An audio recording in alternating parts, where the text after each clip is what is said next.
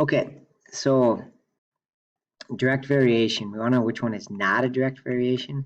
So remember, direct variations look like this, where when y is alone, it's some fixed number times x.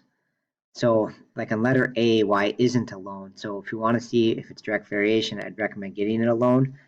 And since this is a divide by x, if we multiply both sides by x, then we'll get y equals 2/3 x times x.